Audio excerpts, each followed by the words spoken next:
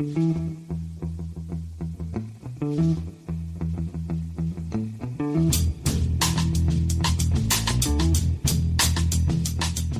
and welcome to The Price of Football, the podcast that looks at the money behind the beautiful game. And this week we'll be looking for the money all the way from Barcelona to the Far East of London and then on to the actual Far East.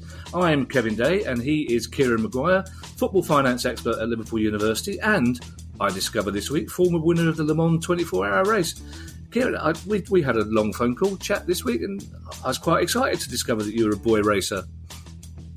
I'm not. I've never had a ticket in my life. I'm very, very restrained, as you'd expect a qualified chartered accountant to be. You've got a very fast car, though, it turns out, haven't you? I've got a very fast car, but I also have a very loving wife who bought me the car, for which I am eternally grateful. You also can't tell the difference between red and green on traffic lights, which seems to be a combination that's made for disaster, isn't it? Yes, there have been one or two scary moments for my passengers when I've quite cheerfully gone through red lights, convinced that there wasn't a light there to have to worry about. But never had an accident to date. That's good to know. I'm pleased to hear you're still doing the Uber stuff as well. It's great. Later in this episode, we will hear from Kevin Blowe. Kevin is the treasurer of Clapton Community Football Club, arguably the first English club to play in mainland Europe, which has very recently gained control of its ground for the first time in its 122-year history. I say arguably, Kieran, because if I say definitely, we will get emails saying, actually, I think you'll find the War Office Reserves sent a team to play an unofficial game in Romania in 1864 from somebody who has definitely been to all 92 league grounds. So we'll stick with arguably at the moment. What is not in doubt is that Clapton's ground is called the Old Spotted Dog, which is up there with the Dripping Pan and Selhurst Park as the best football ground names ever. Dripping Pan's down near you, isn't it, Lewis? Yeah, Lewis is one of my local clubs. They're a very progressive club. They pay both the men and the women the same amounts, and they're doing okay. They've made reasonable progress in recent years. Good. Always pleased to hear that a team in Sussex is doing well, Kieran. You know, my goodwill towards that county is endless, especially when there's no football season. It's Thursday, which means it's news day, and our first story is good news, actually, for Clapton and its fans, because fans are to be allowed back to attend games in the 7th tier of football and below. So that's the leagues below National League North and South. That's right. It effectively starts at the Northern Prem, the Isthmian League and the Southern League. So those clubs who are so reliant upon match day income to pay the bills will now be able to have some form of attendance. We are critical of our elected officials at times, but credit's got to be given to the MPs who lobbied for this and have pushed this through. There will be social distancing taking place at matches, and effectively you'll be restricted to 6 people groups. So how that's going to be policed or stewarded, I'm hoping people will just use common sense and form sort of their own little bubbles. Test and trace will be required, as we often see these days. I don't know whether you've been to a restaurant or some other establishments recently where people are staying there for a long time. But it is a step forwards.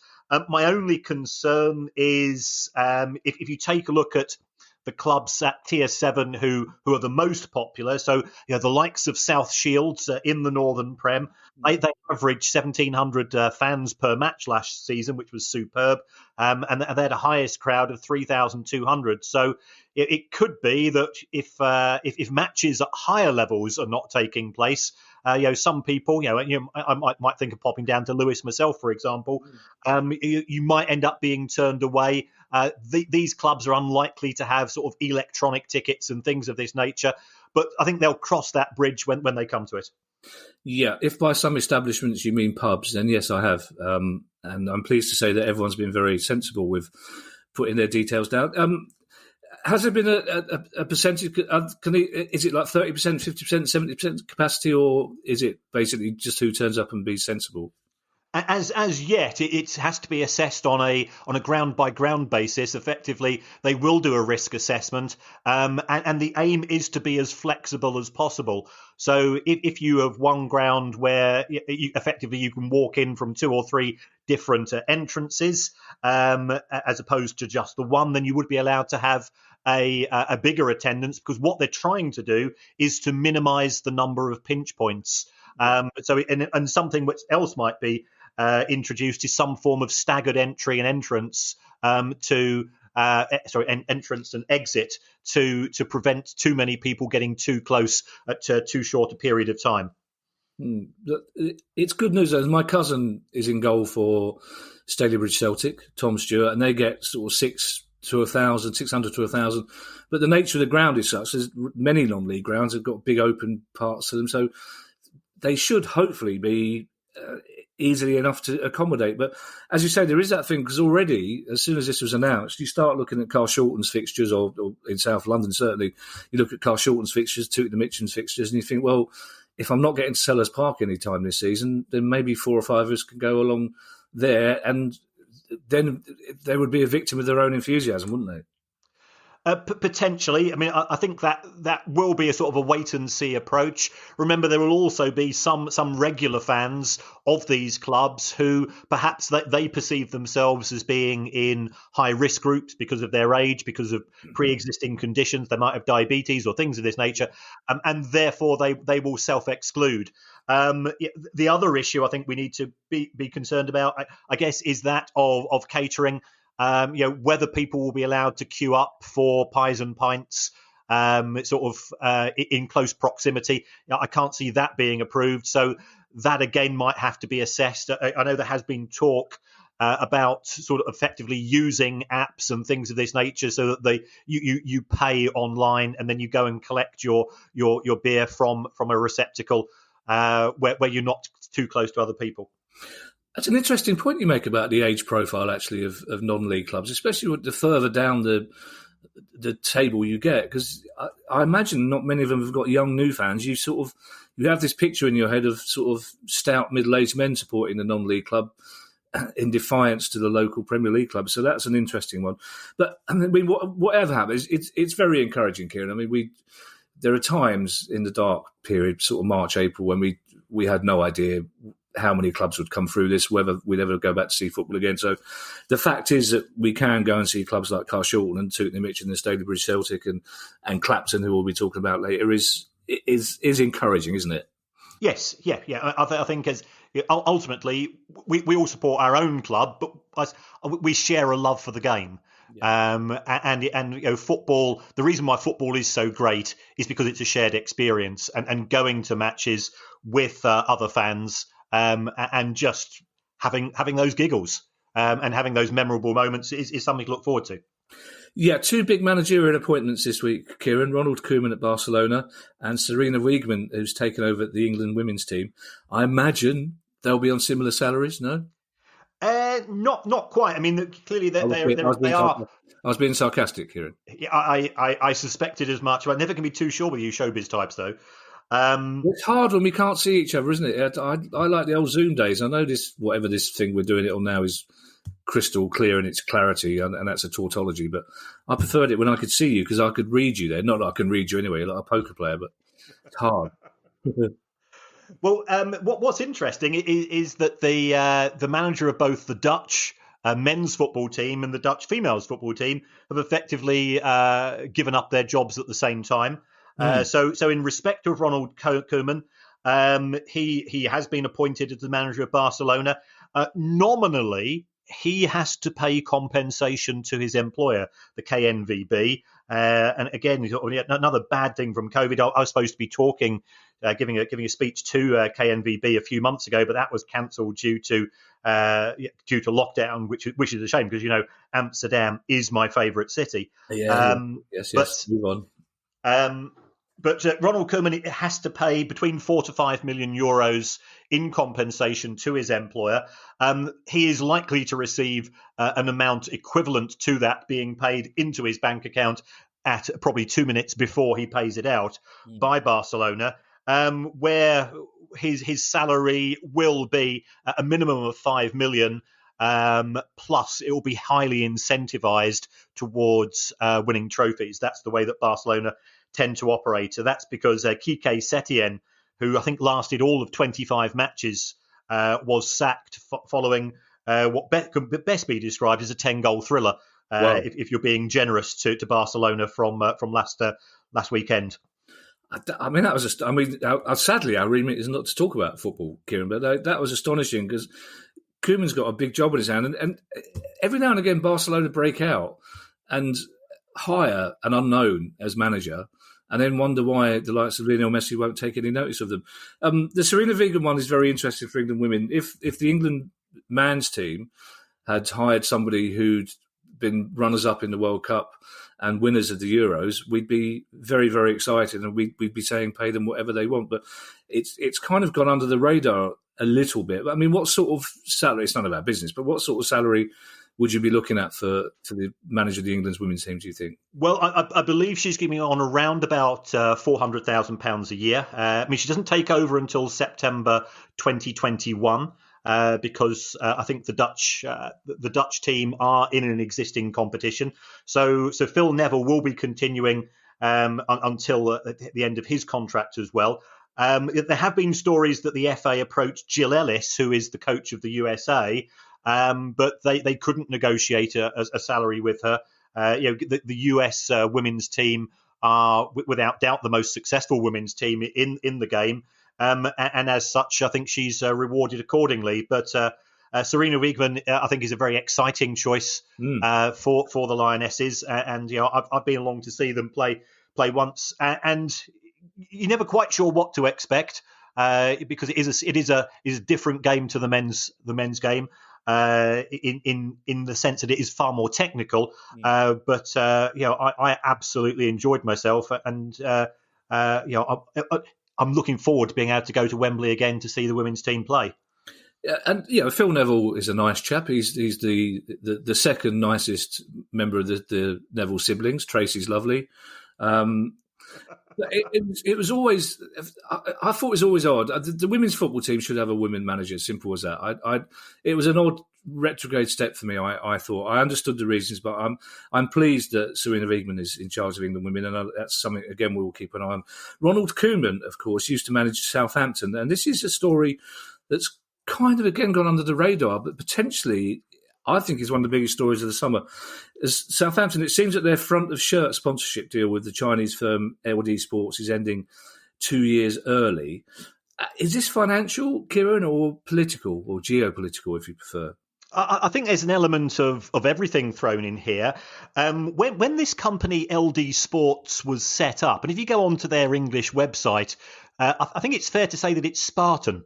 They don't appear to have any products or services, which sort of brings us echoes of what's been happening with Sheffield Wednesday and they being sponsored by a taxi company that owns no taxis. So it's similar to that. Southampton's owners are Chinese as well. So it could have been a sort of a quasi-commercial stroke political decision to have Southampton sponsored by this company. But I think from Southampton's point of view, it was a 3-year deal. They were 1 year into it. It's an estimated £6.5 million a year. And I think the reasons are given. It's partly due to COVID-19, partly due to the deterioration of relations between China and the UK that we're experiencing at present. And we've also seen in the last couple of days, Blackburn have their front of shirt sponsorship with 10bet being cancelled. So I think we've now got 5 teams in the Championship who could be starting the season with no front of shirt sponsorship, which is unprecedented. And I know people have focused on clubs are going to be suffering as a result of lockdown with a lack of matchday money. And certainly that was the case towards the end of last season when people weren't allowed to attend. There's been a lot of focus on the broadcasting money as well. But this is a huge issue because this is the third tier of income for football clubs. And I was talking to somebody that's involved in the sort of in dealing with commercial sponsorship arrangements, and he was saying that those clubs that were looking sort of pitching for 10 to 12 million pounds this season in the Premier League, they're going to probably have to settle for 6 or 7, and clubs in the Championship who were on average getting around about 500k, they ran the risk of having nobody at all, and that appears to have manifested itself. Clubs are desperate for cash at present, and I think they're going to have to go and price themselves accordingly. Yeah, it's interesting from a Palace fan's point of view, because the first bit of business we did in the transfer window was to end the relationship with Manbet X, a Chinese company. I don't know who ended it, but we now have a non-Chinese sponsor. If this is political, Kieran, rather than financial, does this not imply big problems for Southampton, who are owned, as you say, majority owned by a Chinese company, for Wolves, who are owned by a Chinese company? I mean, could the Chinese government be putting pressure on those companies to not own Premier League clubs if they so desire? Because there's one thing we do know is that if the Chinese government puts pressure on, then Chinese companies tend to listen. It is a potential issue. I mean, the Chinese government has no direct involvement with the likes of Fosun or Southampton's owners, but indirectly, clearly there are lines of communication. So we have to hope that the relations between the UK and China improve, and it's it is good to get people round the table and discuss their differences rather than have hostilities. Well, our Prime Minister professes himself to be a huge fan of China, but if the problem with China continues, and as it seems, gambling companies probably won't be able to sponsor shirts in 2 or 3 years' time, that's 2 massive areas that Premier League Championship clubs are losing out on, isn't it? Yes, it is. It's similar in some ways to what happened with cricket and Formula One when tobacco sponsorship ended. And initially, for a year or two, there was a significant reduction in the level of income coming in from the third tier, for want of a better phrase for it. And then the sports began to find, well, actually, we are now deemed to be more acceptable, more family friendly, because we're not associated with tobacco. If football manages to remove itself from the tentacles of the gambling industry, which I'm not convinced is going to happen, because the EFL seem to be cheerleaders for the gambling industry with their relationship with Sky Bet, which has some merits, of course, but it could actually be in 5 to 10 years' time that the sports overall would be better off financially. Now, we've been concentrating, Kieran, on smaller clubs across Europe struggling with COVID, but 2 giant clubs are in problem. Borussia Dortmund reported losses of 44 million euros, I beg your pardon, in 2019-20, which they say is mainly due to COVID. And Valencia are struggling to pay players' wages. Yeah, I mean, Dortmund are a club which, as you know, it's got a massive ground. It's got a huge fan base. And therefore, because they don't have the same very cosy sponsor relationships such as the likes of Bayern Munich, they are slightly more at risk when something such as COVID comes along. So their match day income have fallen by almost a third, and that had an impact straight on through their bottom line. So in 2019, they've made a profit of 17 million euros. That has turned into a loss of 44 million, but they've still gone out. They bought Haaland in January. They've just bought Jude Bellingham. I think Manchester United fans, however, might be looking at this information and saying, well, hold on.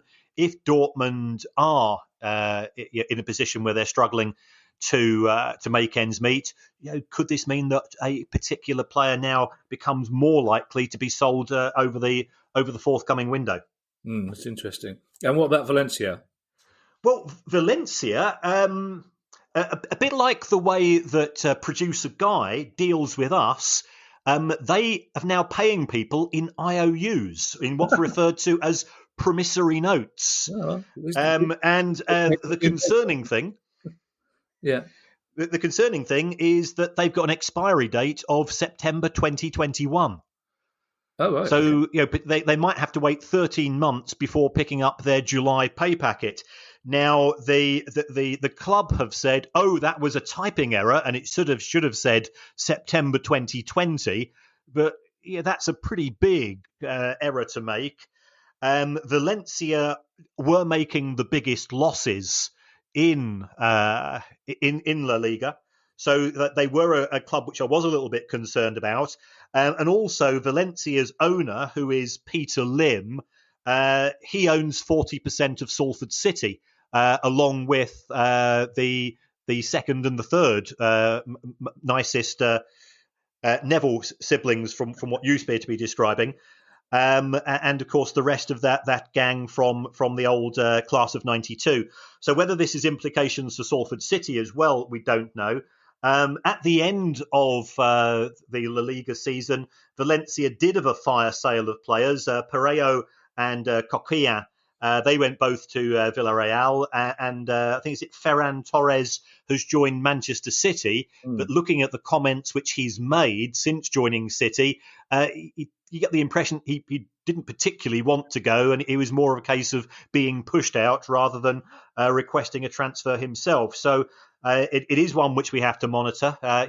Clearly for a club with the history and the heritage of Valencia, it would be a tragedy if things deteriorated any further there. I imagine Mr. Lim's financial commitment to Salford is a lot less than it is to Valencia, but this surely would have been done in consultation with the players, wouldn't it? You can't suddenly just turn around and say to the players, "You're not getting paid this month, but here's a little IOU. Don't worry about it. Back of an envelope, etc." Like Guy does. I think the players were about as surprised as we were, really? in respect of that particular event, which is why it's gone down very badly. And I think the players are consulting their union, and they're trying to determine exactly where they are. The club has said, they will be now paid at the end of August. That's presumably because money will start flowing in from the 2020-21 TV deal with La Liga. And that money, what happens is the TV companies pay the money to La Liga as a central body, who then distributes it to the individual clubs. But if Valencia, who did say made substantial losses last season, it could be that their finances are a little bit worse than I feared. We have a fascinating interview to come with the treasurer of Clapton Community Football Club. On the face of it, if you saw that written down, that sentence, you'd think that wouldn't make a lot of sense. But trust me, it is a really, really good interview. But we have one more news story, Kieran, and I didn't think I'd be able to say this, but the Wigan situation is looking even more suspicious because there are reports that the owner, Al Young, consulted accountants about putting the club into administration the day before he even told the EFL that he'd taken over the club. Now, my first question is, should the accountants, if it's true, not share that information? No, they're under no obligation to share information with a third party. And as it was an informal inquiry, that they again would have no obligation to report it. It's not fraud, but it does call into question: had the EFL done enough due diligence in investigating Al Young as an appropriate owner of the club? And in addition to this, the sort of leading into, I think, our next story. The Independent Disciplinary Committee have published three reports this week, one of which related to Wigan. And it said that it was, as far as they can make out, it was a commercial decision made by Mr. Al Young. He just made a promise and broke that promise. It's the equivalent of you or I saying to somebody, "I love you," or "I'll phone you tomorrow." Thank you. My heart can we just pause here now where my heart calms down a little bit? But as soon as you start saying the equivalent, I panic. If this is true, and this is a story from The Guardian, and from what we can ascertain, The Guardian are 100% convinced this is true. This is incredibly, infuriating for Wigan fans, but embarrassing for the EFL. I mean, if this chap was actually discussing the idea of putting the club into administration before he'd even taken over, that's I mean, that's astonishing, isn't it? I mean, we've talked about a lot of bad behaviour on this pod, but that's up there with the worst, isn't it? It is, and it's we've said this on more than one occasion. It just makes no sense. Why buy a business for £40 million? By the looks of things, he did actually put in around about a further $1 million himself, and he had promised to pay the wages at the end of last month. And the directors of Wigan, but based locally, thought things were just going to go through, and all of a sudden, I've changed my mind. I'm not going to pay the wages, and I'm putting the club into administration. He effectively got rid of the English directors and appointed himself as chairman in terms of running the club on a day-to-day basis, and that's as far as it's gone. It does call into question the self-regulation model that we presently have in English football. Well, as you say, the EFL have released its commission rulings into Wigan, Sheffield Wednesday and Birmingham City, and you'll be talking, hopefully, in the next couple of days to Tom Horton, QC, from Football Law about the detail of those rulings. And if you, listening to this, have a question you'd like to throw into that chat, email us at questions@priceoffootball.com, and we'll bring you that interview on Monday. But first, this interview, which is one of the most interesting I think we've done. We literally finished it a minute before we started recording this. And we hear Kieran, that's you and I, and Guy to an extent, but I've noticed he's wandered off the screen. He's not even listening anymore. But you and I, Kieran, we pride ourselves on two things on this pod: childish innuendo, which we do very well, and a desire to look at the finances of football at every level. And quite often that happens because a proud fan or a co-owner will get in touch with us to say, have you heard what's happening at our club? And that's exactly how we come to be talking to Kevin Blowe, who is the treasurer of Clapton Community FC. And here's what Kevin had to say.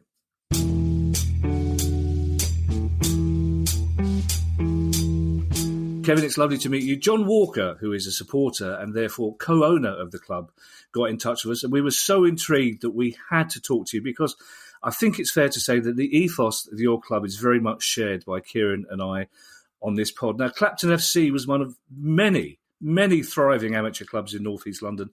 But tell us how and why you recently became Clapton Community FC.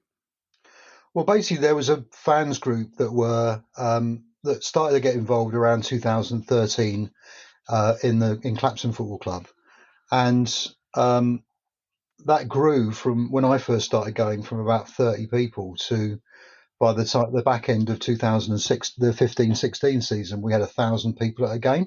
Wow! And all of that was just word of mouth. It was all to do with the fact that the group, the Clapton Ultras, were we're presenting a version of football that was unlike the things that people experience elsewhere. Mm-hmm. So the fact that it was actually fun, that you could have a drink, that you can meet up with people on a regular basis, and that you weren't paying an exorbitant amount of money to go. One of the difficulties that we, having then got really enthusiastic about the club, which is an unincorporated association, was we then said, well, how do we join? And we were told that the membership had been closed for restructuring. Right. And 4 years later, it was still closed for restructuring. So, and there was never any transparency. There was never any way of being able to get involved. And so originally we spoke to Supporters Direct, as was, and said, look, what can we do about this? And they said to us, well, you could spend thousands of pounds on legal action if you wanted to, but you say you're the real heart and soul of the club. You've got all the fans, you've got all the life members, you've got people who are, got a huge amounts of goodwill. Why don't you just go ahead and set up a Clapton Football Club yourself? That's what we did. And we finally got that off the ground in, I think it was April 2018, with pretty much no money and really no clue about whether it was going to work or not. And you met resistance from the owner of Clapton FC, or I think Kieran would describe as a wrong 'un. Yeah, I mean, pretty much every time we tried to engage with the club as supporters, we were pushed back. And then in April 2017, he decided to put the ground into liquidation. and I mean, this is the oldest senior football ground in London. It's been there since 1888, and with a brilliant name as well. With a fantastic name, the Old Spotted Dog Ground. So we, and that was the final straw, I think. We then realised that our money was basically going towards the costs of winding up the ground, and so we organised a boycott, and the attendance went from 1,000 down to about 15 or 20 overnight, and it was a rock solid boycott. But being able to sustain that we kept it going for 9 months, but to keep it going any longer than that, when actually we wanted to go and watch football, was always going to be hard work, and that was also a factor in deciding to go down the route of setting up the club. The new club. So is it like Bury? Does Clapton FC still actually technically exist as well? It does, yeah. It still plays in the Essex Senior League, and at the moment it's got a ground, which I'm not sure how long they'll be able to keep. So they seem to didn't last very long at the previous ground that they were at, because obviously they're no longer playing at the Old Spotted Dog because because they didn't pay their rent, and so it was repossessed by the owner in August of last year. So that's where we are. I mean, there is still a Clapton, which we often refer to as a zombie Clapton, which still exists. But to be honest, we're not really fussed about that now. The whole thing has taken on a life of its own. So we built a club from nothing up to one which has now got over 1,400 members, with members all over the world, and which has now got 3 teams, about to have 4 teams. So, and we've done that in 2 years. We didn't even have a manager until June of 2018. And Jeff, who was a former captain of Clapton FC, came on board as the manager. Yeah. Are you a completely amateur club, Kevin, or are the players paid? What is the position in terms of the finances? Because clearly, like all clubs at the lower tiers, it must be an incredible challenge for you presently as a result of COVID.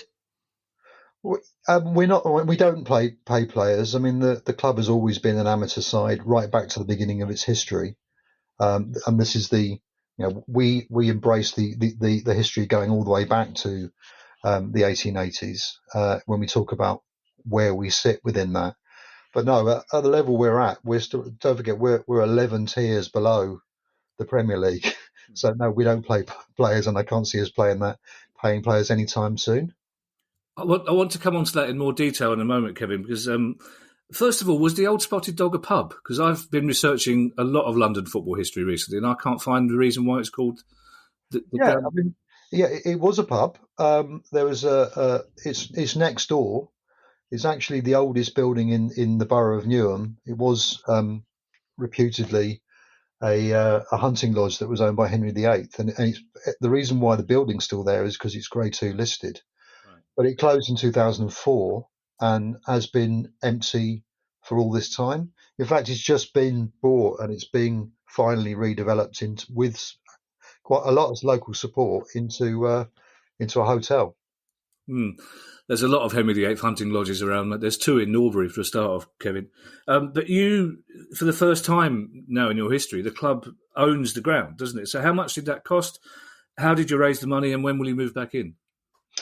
Well, I should explain how this came about. So last year we suddenly heard out of the blue that the ground had been repossessed, and it was for non-payment of rent. And so we thought, well, we know we're in a financial position to be able to make a good offer. So we put together a proposal that was accepted over 2 others, and then we started negotiations initially on a lease, and they dragged on. And then suddenly, out of the blue, in February of this year, the owners, which is Heineken, hence the brewery connection, just said, "Do you want to buy it?" And we said, "Yeah." How much? And they said 96 grand. And we said, "Yes, please." So we actually probably had the money, but we would have just bankrupt the club. Yeah. And so what we wanted to do is spread that over a period of time. So we went out and we got approval from our membership. Then we went out to try and get a commercial loan to cover that amount of money, and really struggled initially because it was quite difficult to explain to people what it is we were trying to do. Yeah, of And course. then through Supporters Direct people, we actually through, I think it might have been through Andy Walsh actually from the Football Supporters Association, we put in contact with Cooperative and Community Finance, who only fund social enterprises and who were completely brilliant, who completely understood what it is we were trying to do, came and saw us, came and looked at the ground, and then offered us the money. Brilliant. And then ultimately, what happened then is we just finalised the negotiations and closed the sale on the 24th of July. That strikes me as quite quick. Kieran, does that all make sound financial sense to you for a club that size to go to the co-op? Yes. I mean, it is good that there are community-based lenders still around, and I'm sure. Yeah, I do work for an old shipyard rugby club. It's still back in Manchester, and we had a fairly similar organisation there. So yes, it can be done because the members buy into the idea, and therefore you do get that support. And I presume, Kevin, that sort of the repayment terms are over a reasonably long period of time. Would that be fair? Well, we've done it. We've done the repayment over 10 years, and actually, because we entered into the discussions with them from a position that a lot of clubs aren't in, which is a really healthy bank balance, and that's because it's not just because we've had good attendances at games. It's because of the absolutely phenomenal sales of our away shirt, frankly. Yeah. Over the last 2 years, and so again, we'll come on to that, Kevin. So. Okay, well, I mean, that when we were sitting down and having a conversation with them, we were in a position to be able to say, we can provide whatever you want. We've got proper accounts. We've got healthy bank balances. We've got reserves. We've got all the stuff that you want to see in order to be able to make this loan. And that's what made it easy, despite obviously then almost immediately the lockdown happening. They understood that we were in a position to be able to ride out that particular storm. Kevin, I'm happy to ask you personal financial questions about the club because you have a policy of complete financial transparency, don't you? What was behind that decision? Well, partly it's about making sure that members know exactly what's going on, because a good way of being able to show how a club operates is to show what its income and expenditure is. But also because we have members who are not just immediately local to the club. There are people in the United States, in Spain. We've got members in Australia and Japan and South Korea. And so, if you want to find out this information, coming to an AGM once a year and picking up the accounts is not the way that you're going to find it out. The other thing is because we have a structure which is horizontal. So we have lots of committees who have a great deal of latitude to go away and do their own things without necessarily having to constantly check back and make sure that they get permission for things. It means that they're in a better position to know where they are, financially, because I'm treasurer. I can't possibly I could do this as a full-time job if I was trying to manage that number of different interactions with different parts of the club. But the final thing is I guess is a little bit emotional, really. It was absolutely a reaction to the abject lack of transparency that we encountered when we were trying to deal with the owner of Clapton FC. And I think there was a lot of people who thought, well, we're not going to be like that. We are absolutely going to embrace the idea that you need to be transparent, because by doing so, actually, it makes sure that if problems start to appear in the future, there's not one person or one or two people who notice that. There's an awful lot of people who start asking questions about whether you can afford to do X or Y. So that's kind of the thinking behind it. Kieran, knowing your views on financial transparency, I can hear you purring from here, basically. Oh, I'm this is heaven as far as I'm concerned. I've been on a soapbox for a number of years about we're talking about professional football clubs in the EFL, of whom around about half in League One and League Two don't even produce a profit and loss account. And we don't go to football to read those things, but there's normally a few people within the fan base who do have a curious mind, and as Kevin said, it's about being transparent, it's about being honest with the members, and by taking the approach that Clapton Community Football Club have taken, that they've said we've got nothing to hide, and if you do take such a standpoint, I think that builds up goodwill, and that comes through in a variety of ways, especially when times do get a bit tough, as we're all experiencing at present. And just to add to that, it also is a way of neutralising any sense of suspicion about the motivations of the things that you do. So when we agreed to discuss with the former owners of the Old Spotted Dog about this sale, we decided, because it was commercially sensitive, that we weren't going to make a public announcement of that. So for a lot of people, not our members, but certainly other people, it pretty much came out of the blue. It's like, how the hell did that happen? And so we decided to publish a transparency statement on the sale, which includes the copy of the agreement, the copies of the correspondence, the schedule of repayments. I mean, I admit that there's not going to be a lot of people that look at that, but what it did is absolutely cut dead any suggestion that there was anything underhand about that approach. Kevin, as you said to Kieran, you have no paid staff or players. You're 100% run by fans, and I like the fact that on your website you actually seem quite cross that you have to have any sort of official position at all, like treasurer or honorary chairman or whatever. Is running a club by the fans always amicable? Well, so far it's been, partly because lots of people involved in the club come from other forms of organising. I mean, I was involved for many years in the local community centre in Forest Gate for giving support to local groups. But there were lots of people involved in different kinds of campaigning activities, people involved in trade unions.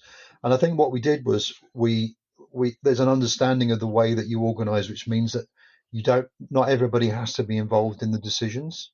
So I don't know how decisions are reached for our match day committee or the men's first team committee or whatever it might be, because they're allowed to just get on with that, and that's that idea that you trust people to be able to do that and everything doesn't have to go through the board, is, I think, the way that we've managed to avoid the kind of conflicts that maybe other people have.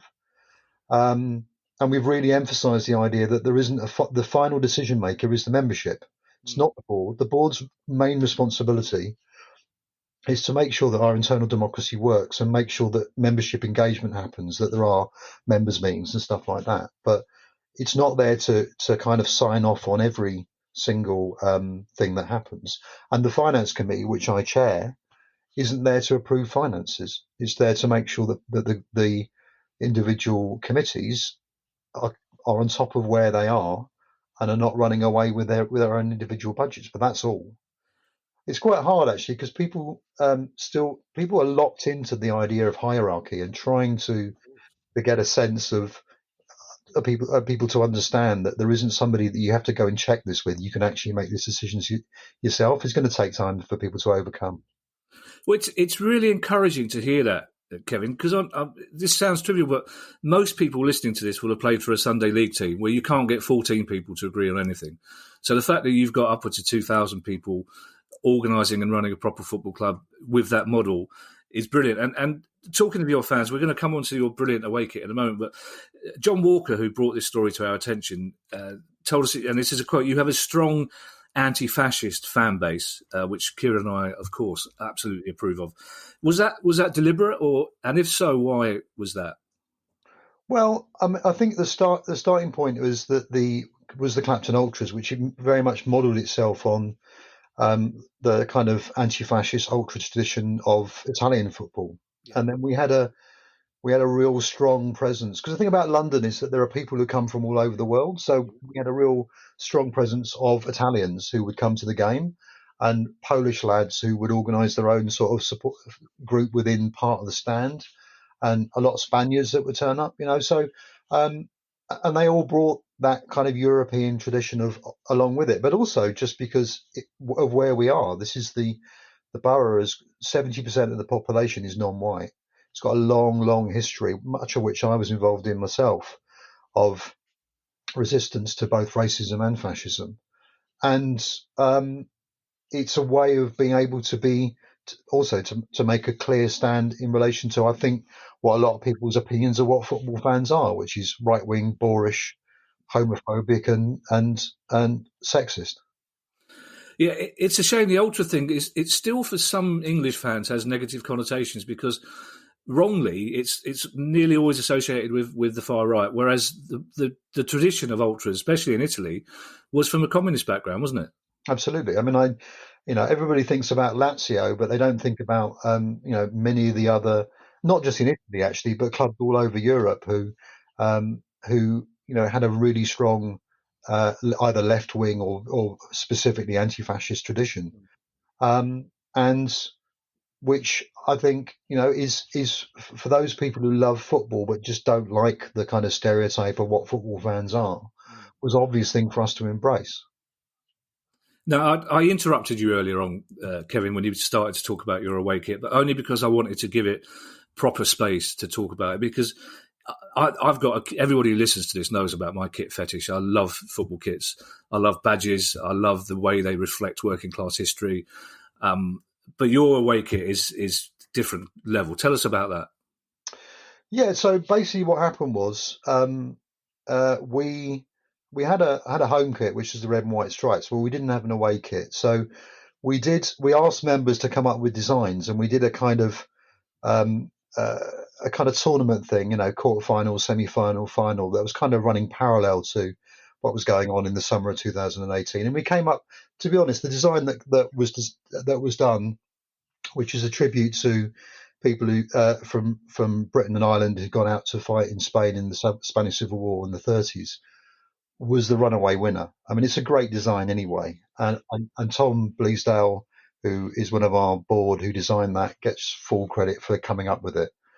And so I think we envisaged that we would sell a few to members. So at the end of July 2018, I remember signing doing the bank transfer, £1,500 to buy the first 30 home and away shirts, which at that time was about a third of our income, a third of our money. We organised a launch party at the beginning of August 2018 and sold them all. And then, for reasons that lots of different, for a combination of reasons, partly because the design, when the shirts were first used by the team, was shared by somebody who has as much of a passion for shirts as you do, who's in Spain. And I think partly because on the 24th of August in 2018, the Spanish government suddenly announced that they were approved the exhumation of the fascist former dictator Franco, which was a really significant moment of historical reflection in Spain. The combination of those two things just meant that advance sales for the next batch went crazy. So at the end of August 2018, we'd gone from about £4,000 in the bank to £124,000 in the bank. Wow. And really significant number of those sales were from Spain, and people were getting in contact with us and saying, particularly people who were from a sort of Republican sympathising tradition from Spain, saying, how is it that a tiny little club in the East End of London is willing and able to celebrate part of the history of our country when we can't even talk about it? And I think that's part of the reason why it spiraled. So we were in this weird position of suddenly having to put the price up because we had to register for VAT. And everything after that has been a series of massive learning curves for all of us, really. Yeah, I mean, just as a kit, it's brilliant. But as history, I mean, it's complete with the three-pointed star of the International Brigade as well, which is brilliant. And also, again, on your website, which I would recommend anybody who's interested in community football to go to your website, because there's a piece on there saying that we're owned by fans, so we won't charge you £80 for a replica shirt. made by workers who receive slave wages, which is brilliant. But is there any part of you as treasurer that says, look, can we get this ethically made and charge £80? Because it's a really good source of income, isn't it? Absolutely not, no. Because the original intention was that our members would be able to afford them. Yeah. And so we didn't. It's not like we set out with some sort of marketing plan to try and sell 16,500 away shirts. It's just that if people love them, okay, out of the 25 quid, we probably make about 7 quid on each shirt, which is a pretty low margin. But we have sold an awful lot of them. You know, it's pretty much enabled us to buy the ground that we're now in. It's enabled us to be able to make sure the club's in a really strong financial position despite everything else that's going on. And crucially, it's meant that our membership went from about 300 to, as I said earlier, just over 1,400 with people, with now Clapton CFC fan groups in North America. We've got one, and there's a Catalonian fan group. This is the stuff that, for us, was what football is all about, you know. So no, it's great that people want to buy them, and of course, what it has also done is it's meant that people have bought our other merchandise too. It's encouraging as well for people of our shared beliefs. I include Kieran in this, that clubs like St. Pauli, Whitehawk, Dulwich Hamlet to an extent are openly espousing left-wing liberal policies and yet still being commercially successful, because 5-6 years ago you'd have said that the two things were incompatible, wouldn't you? Yeah, I mean, I think there's a moment when a significant number of football fans had enough of just being treated really badly by the Premier League. So most of the people that come to our games are Clapton FC and something else fans. Yeah. So Leyton Orient, West Ham, mainly Spurs.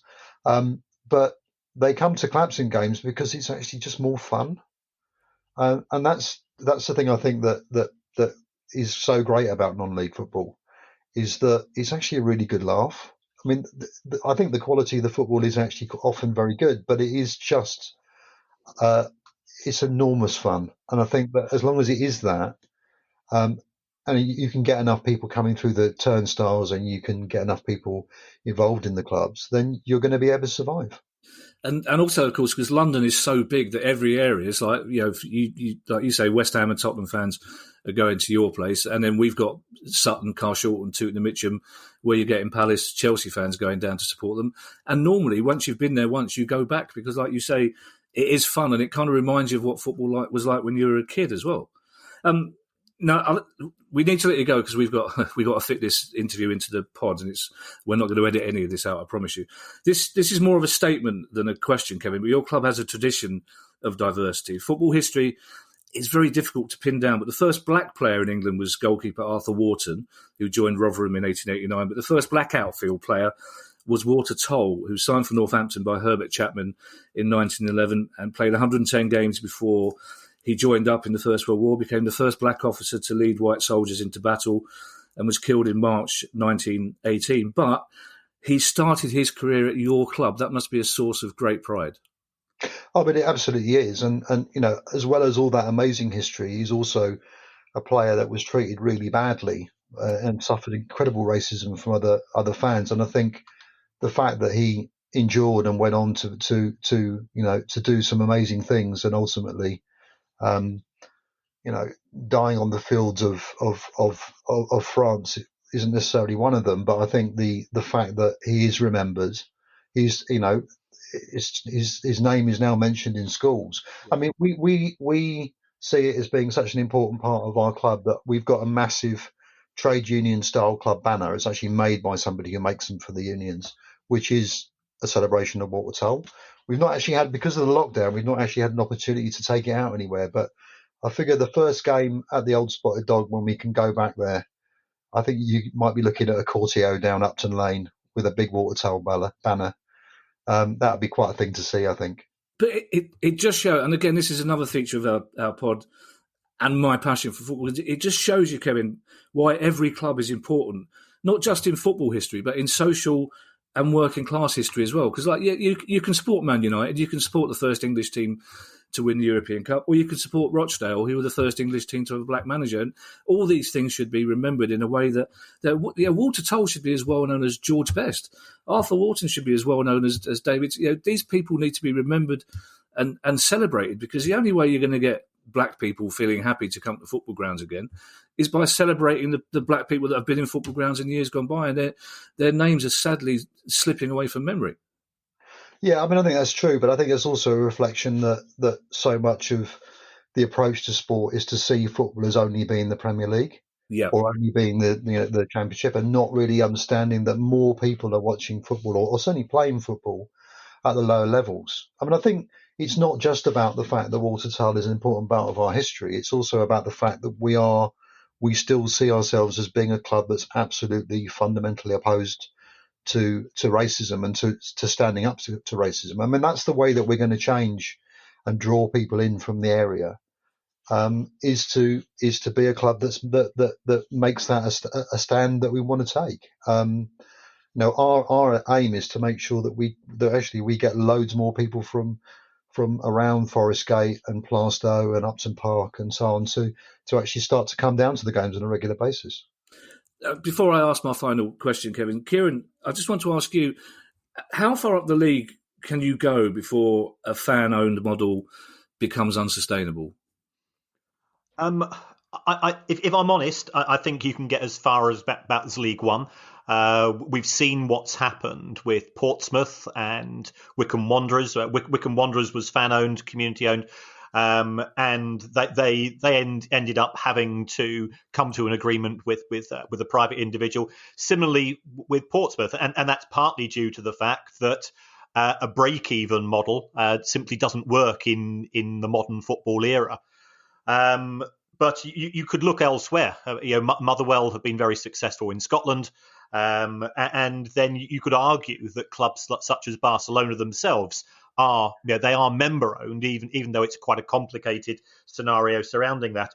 So I honestly feel that there is opportunities. I used to be a co-owner at FC United of Manchester when they broke away, mainly because one of my colleagues at Manchester Metropolitan University was involved in creating the constitution for FC United. And that club has been relatively successul. We've seen AFC Bury form. We've seen other Phoenix clubs which have been fan orientated. So I think Clapton they are a community club, and the values which they stand for, which I completely echo, doesn't mean that they should not be successful on the pitch as well. I was actually going to ask Kevin, have you been approached by fans of other clubs who want to sort of take your model as a template and develop it from there? Not yet, no, but we're very much up for sharing that information. To be honest, they don't really need to go and look, because we chuck so much of our stuff straight up on our website for everybody to make available anyway, that you could pretty much use the documents on our transparency page as a template for going ahead and setting up a club yourself. I do agree that I think there is a limit probably to how high we could go. As an amateur club, as a club that whose history was absolutely tied up with amateurism, that won the FA Amateur Cup in the early part of the 20th century 5 times. I think most of us who've given any thought to this, and we've barely had any time to think about anything over the last couple of years, thinking maybe if we can get into the Isthmian League, that would be a success. But we're away from that, quite a way to go yet, to be honest. So I'm not going to really think too much further than that. The question of beyond that is the question about paying for players, and I think that's always the moment when things start to change. Yeah, that's certainly what happened with FC United. And I hope from your point of view that whatever decisions that the members make is one which they can all come to some form of agreement with. Yeah, we'll have to see. We just need to climb out of the Middlesex County Premier League first. So one thing at a time, eh? Also, Kevin, as well, I suppose it strikes me that you wouldn't want to get high enough up the league that it would jeopardise your model as a fan-owned and run club. And I know a lot of AFC Wimbledon fans who basically said that for them the fun stopped once they got into league football and they had to start taking it seriously again. Yeah, I mean, the moment when you start having to have stewards and the cops there and not allowed to have a beer outside because of the stadia rules, that is the moment where it stops, where there's a danger that it stops being the key element, the why we started this in the first place, because it was a really good laugh. And I think we're all conscious of that at the moment when we get to that point, I honestly don't know what our position would be, but I think most people would say that we would be happy to remain a non-league club for the foreseeable future, because although we've got a commitment to play at the highest level we can, it's not at the expense of making sure that members genuinely can be involved in the club and are drawn from the local community. Kevin, thank you very much for talking to us. You have our best wishes, and I'm sure this is a story we'll be talking about more in the future, and hopefully we'll be back on the phone to chat to you again. All the best, mate. Thanks very much. Thank you.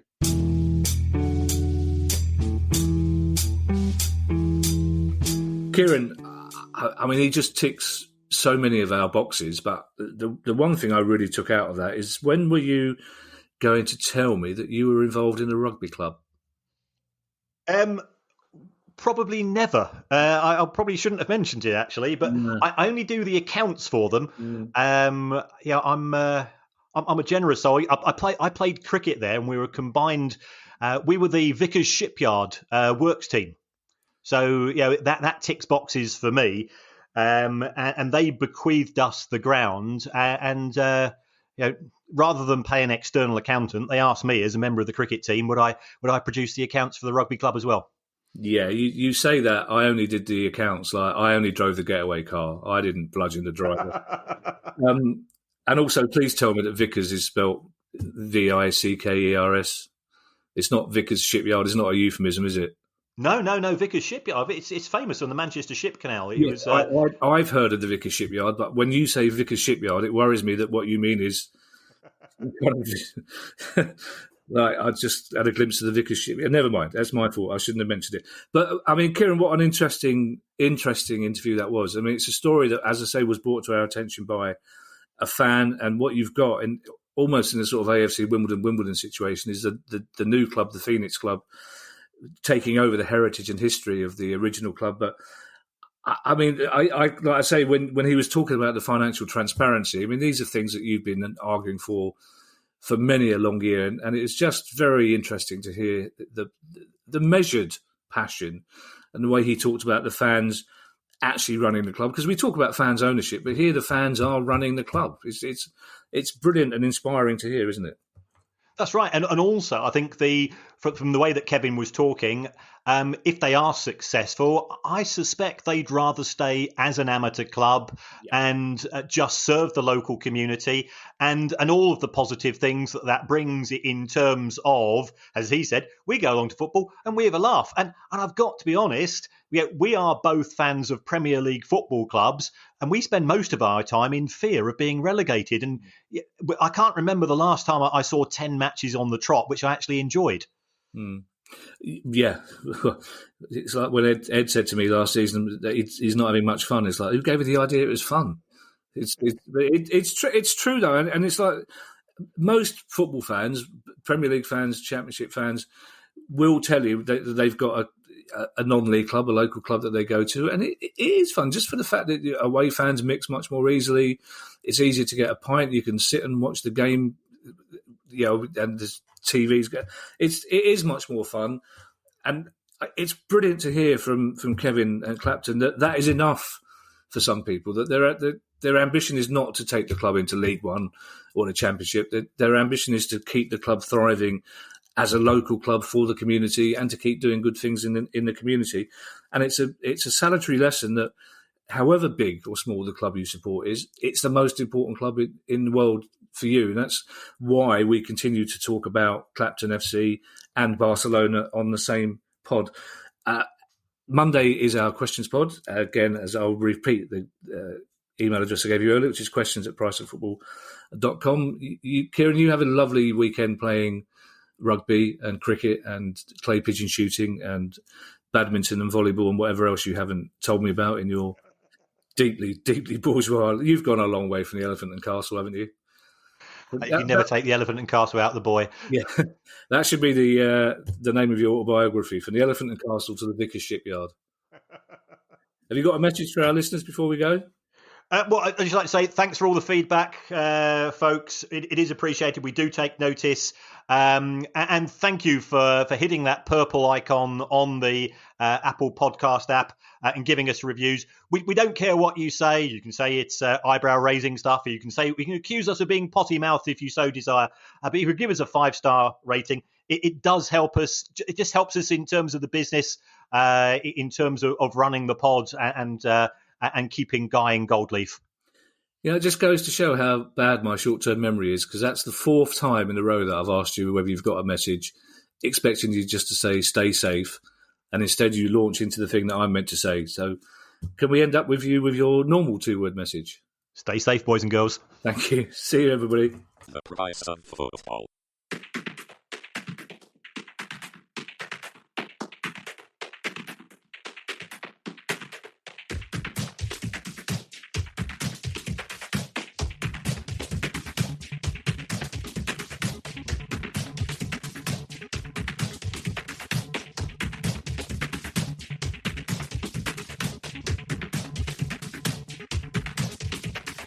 The price of football.